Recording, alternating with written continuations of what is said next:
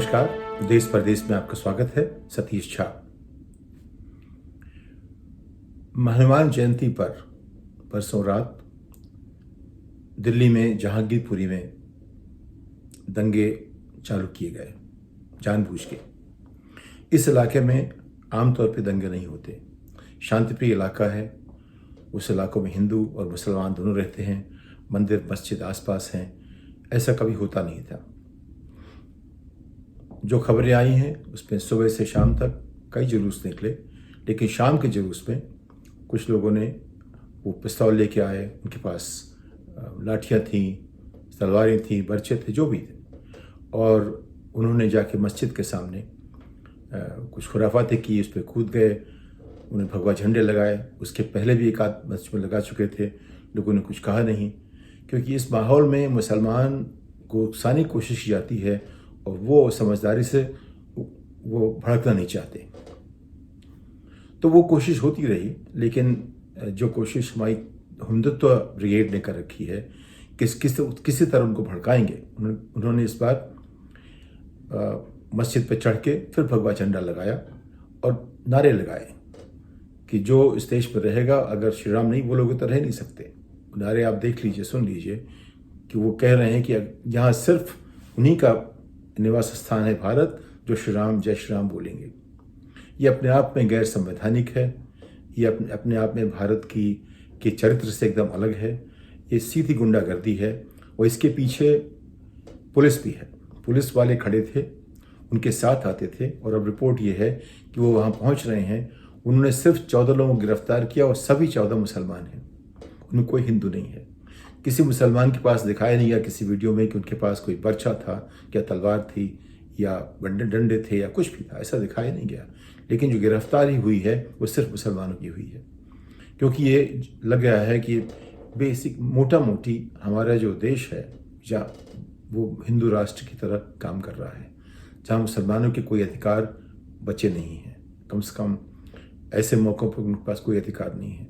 जो लोग हैं वो संभल के सोच के चल रहे हैं, वो अपने आप को पीछे रख के चल रहे हैं। वो मान चुके हैं कि देश का चरित्र बदल चुका है और इसमें कैसे रहना चाहिए उसके बारे में वो तरह तरह की विचारधाराएं उनके बीच में भी हैं। आरिफ मोहम्मद खान हैं, वो कहते हैं बताओ मुसलमान कहाँ इतने सुखी हैं, उस तरह की बात करते हैं। कुछ और लोग हैं, देखो भाई मुसलमानों को क्या हश्र हो रहा है, जहाँ पे मुसलमान ज़्यादा हैं, जहाँ उनकी हुकूमत है, वहाँ क्या हो रहा है। तो इस तरह से दिल के बहलाने को जो भी उन्हें मिलता है ढूंढते रहते हैं। लेकिन वस्तु स्थिति ये है कि भारतीय संविधान के तहत हर धर्म के लोगों को बराबरी की आज़ादी नहीं, उनका अधिकार है। उनका अधिकार है कि उनको बराबरी से रहने दिया जाए, शांतिपूर्ण ढंग से रहने दिया जाए, उनका माहौल शांतिपूर्ण हो, जैसे सरकार की जिम्मेदारी है। अगर सरकार संविधान की तरह चलती तो ऐसी बातें नहीं होती। लेकिन अभी ये देखिए इसमें क्या क्या हुआ। जब पुलिस ने जब 14 मुसलमानों को गिरफ्तार किया, उसके बाद NDTV, आज तक और तमाम टीवी स्टेशनों ने दिखाई वो वीडियो क्लिप्स दिखाई, जिनमें ये साफ लगता है कि जो हिंदुत्व की जो गुंडा जो फोर्स है उसको आप धार्मिक नहीं कह सकते। ये लोग अनपढ़ गंवार जितने भी आपको अपशब्द उनके सामने आ सकते हैं वो सब जान लीजिए, सब उन पर लागू होते हैं, क्योंकि इनमें मानवता नहीं है, इनमें सभ्यता नहीं है, इनमें शिक्षा नहीं है, इनमें समझ नहीं है। जब बच्चों को पकड़ा गया, एक मुसलमान जिसको उन्होंने कहा है कि वो उसका सरगना था, वो उसको समझा रहा था कि बेटा ऐसा क्यों करते हो, क्या हुआ। वो जब डरा हुआ है, अंत पता लगा कि उसको पैसे दिए गए, उसके माँ बाप ने बोला, उसको जो डंडा दिया, तलवार, इस तरह सबके साथ ऐसा हो रहा है। उस झुंड में देखिए बच्चे कितने हैं, सब कम उम्र के लोग हैं। ये ऐसे लोग लगते हैं जो बेरोजगार हैं, जिनके पास करने को कुछ नहीं है, जो 100 रुपये के लिए 50 रुपये के लिए कोई दंगा करने को तैयार रहेंगे। इस तरह के लोग हैं। और जैसे बेरोजगारी बढ़ेगी, ऐसे लोगों को जोड़ना किसी भी हिंसक वारदात के लिए बड़ा आसान हो जाएगा। तो जब भी शिक्षा कम होती है, जब भी रोज़गार के मौके कम हो जाते हैं, जब भी लीडरशिप में एक कमी आती है, कि जब भी ऐसी कोई पहली ही जो इसकी जो निशान मिले उस पर ही बोलना चाहिए देश के नेतृत्व को, ये नहीं होना चाहिए। और अब 8 साल से रोज़ाना, हर हफ्ते, हर महीने बड़ी से बड़ी बातें हो रही हैं, नए नए मुद्दे ढूंढे जा रहे हैं। एक वर्ग विशेष को किसी तरह से एक दूसरे दर्जे का नागरिक बना दिया जाए, उसका मुंह बंद कर दिया जाए, उसके अधिकार छीन लिए जाएं, उसकी नौकरी छीन ली जाए, उसके व्यापार छीन लिया जाए, उसका सब कुछ छीन लिया जाए। और वो चाहते हैं कि वो अपने आप जैसे कि अदृश्य हो जाए समाज के लिए। उसका खाना, उसका पहनावा, उसकी चाल, उसका रहने का सब कुछ जो है वो कोई और तय करेगा। और उसको, ये तो जो रोमन एम्पायर था वहाँ स्लेव्स के साथ हुआ करता रहा होगा ऐसा। अमेरिका में लिंकन के पहले ऐसा होता रहा होगा।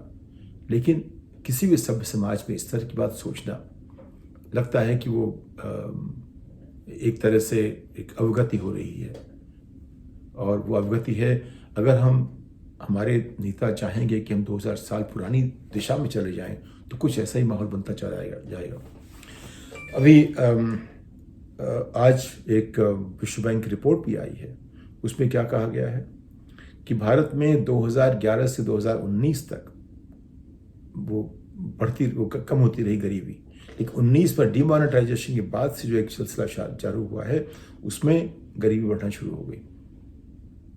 तो सरकार ने 2014 से जितने भी फैसले किए हैं, उन सब की अगर आप समीक्षा करें तो उनमें एक चीज़ दिखती है कि ये सरकार की तरह काम नहीं कर रही है।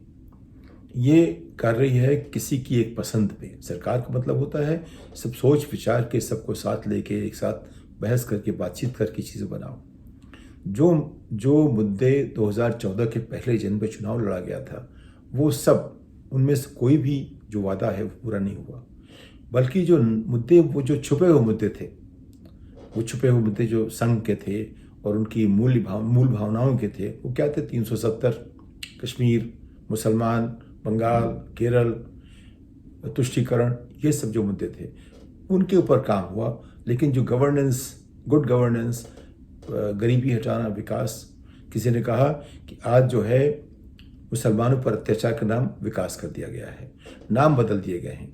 1984 एक 1984 किताब थी जॉर्ज ऑरवेल की, उसमें उन्होंने यही कहा था कि उनकी जो एक परिकल्पना थी 1984 में दुनिया जो होगी, उसमें नाम बदल दिए जाएंगे। नाम तो अच्छे होंगे जो सरकार करेगी, लेकिन उसके पीछे उसका आशय क्या होगा?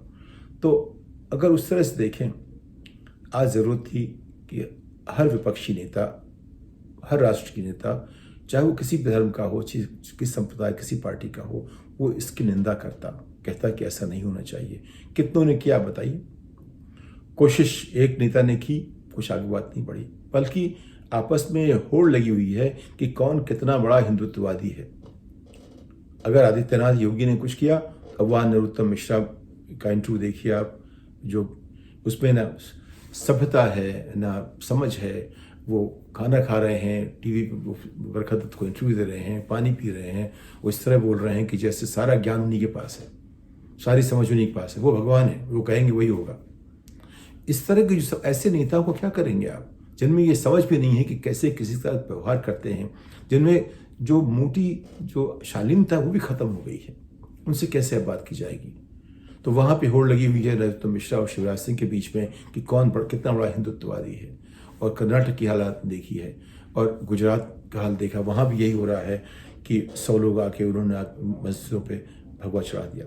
तो आज का जो है हिजाब, हलाल पहले शुरू हुआ, लफ्ज़ जिहाद से शुरू हुआ, और ये कपड़े ये पहनो, यहाँ व्यापार न करो, यहाँ नौकरी नहीं मिलेगी, ये सब अगर आप किसी भी एक समुदाय के साथ करेंगे तो आप कैसे समाज बनाएंगे? तो जो जहांगीरपुर में भी जो बात हुई है, उस पर जो पुलिस ने गिरफ्तार करने के बाद भी वहाँ के लोग कह रहे हैं कि ये पुलिस बार बार आती है, उनके साथ ये गुंडे आते हैं और आके फिर वही नारा लगाते हैं। नारा क्या है?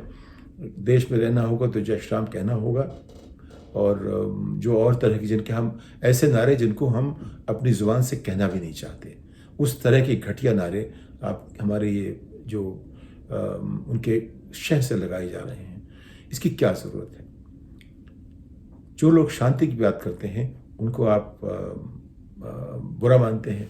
अच्छा, जो एक पैटर्न निकला, क्या पैटर्न ये है कि एक इलाका चुन लीजिए, यहाँ मुसलमान रहते हैं, उनको भड़काने के क्या तरीके हो सकते हैं? तो कोई पहला मौका देखिए जो कोई जुलूस निकाल सकते हैं धर्म के नाम पे, उसमें निकालिए, उसमें भगवाधारी लाइए, भगवा झंडे लाइए, उसमें तमाम चीज़ें लाइए, जुलूस निकालिए।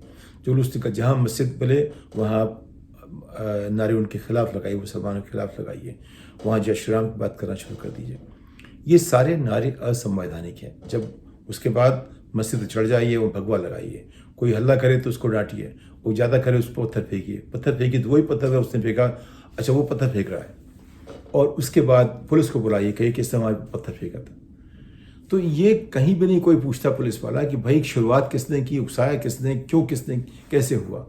अगर दूसरी पक्ष ने, जिसको आप पिटाई कर रहे हैं, उसने आपको एक थप्पड़ लगा दिया, आप उसको 10 डंडे लगाए, जो एक थप्पड़ लगाने वाले को पकड़ती है पुलिस, 10 डंडे लगाने वाले छोड़ देती है।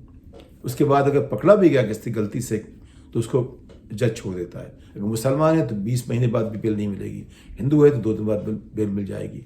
तो अगर ऐसा आप माहौल बनाएंगे, इसको अराजकता कहेंगे, इसको आप प्री जेनोसाइड का माहौल बना देंगे।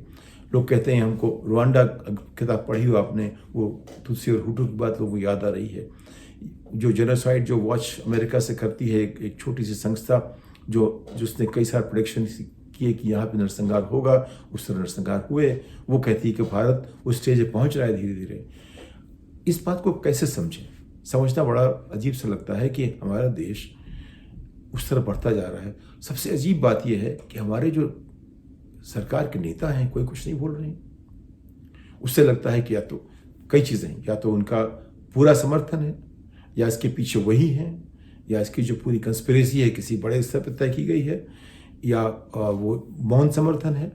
अब ये क्या, वो तो एक अलग तरह की बहस हो गई। वो अखबार वाले बहस करते रहेंगे कि ये ऐसा है कि ऐसा नहीं है। लेकिन वस्तु स्थिति ये है आज की स्थिति में कि जो भी ऐसे चश्मों से देखता है जो अपने आप में किसी पक्ष के धर नहीं है, उसको लगता है कि ये तो नरसंहार की तरफ ये मामला बढ़ता चला जा रहा है। उसको लगता है कि इसमें जो है सभ्यता का हनन हो रहा है, उसमें लगता है इसमें संविधान का अपमान हो रहा है, उसमें लगता है इसमें सुशासन खत्म हो गया है, ये राम राज्य नहीं रावण राज्य की तरफ जा रहा है। तो हम क्या कहते हैं? कहते हैं भाई शांति स्थापित, सरकार की काम है शांति स्थापित करने का, दंगे कराने का नहीं है। पुलिस का काम है कि दंगे जहां भी उसकी संभावना हो उसमें पहले से कोशिश करे कि ऐसा ना हो। कुछ जगहों पर ऐसा हुआ और हमें तारीफ करनी पड़ेगी आदित्यनाथ जी की कि उन्होंने जो नोएडा में उनकी संभावना थी उसको उन्होंने कहा पुलिस को ऐसा मत होने दो। वो अच्छी बात है, ऐसा हर जगह होना चाहिए कि जहां भी संभावना हो पुलिस पहले से इंतजाम उसका करे। दूसरी बात, शायद अब ये वक्त आ गया है कि हम कोई धार्मिक जो भी प्रदर्शन होते हैं उनके जुलूस को उसके ऊपर प्रतिबंध लगाएं। अगर पहले से परमिशन ना ली गई हो तो उनको फौरन रोकें, और अगर वो जुलूस होते हैं उसमें किसी तक डंडा हथियार कोई भी किसी को इस्तेमाल करने की इजाज़त ना हो। जुलूस होता है तो उसमें लाउड स्पीकर न लगे। कुछ तो आपको सोचना पड़ेगा गवर्नेंस के हिसाब से। अभी जो सोच रहे हैं वो पता नहीं उसका लक्ष्य क्या है। हमारा लक्ष्य यही है कि देश में शांति हो, देश में प्रगति हो, देश में तरक्की हो, अच्छे विचार हों, हम लोग एक स्थापित करें मूल जो हमारी भावनाएं हैं जिनसे हम आगे बढ़े हैं, हिंदू की तरह या मुसलमान की तरह, किसी की तरह। वो जो भारत हमारा है वो टैगोर का भारत है, हमारा सर्वधर्म समभाव का भारत है, हमारा जो है वसुधैव कुटुंबकम का भारत है, वसुधैव कुटुंबकम। वो सब हमें फिर वापस लाना पड़ेगा। हम उसकी सिर्फ चर्चा नहीं कर सकते। अब लोग कहते हैं जो विश्व गुरु को विश्व गुरु हो गए हैं, जो जहर फैलाया जा रहा है इसको ख़त्म कीजिए किसी भी तरह से। इस बात के साथ अगली पायदान तक आपसे विदा लेता हूँ। नमस्कार।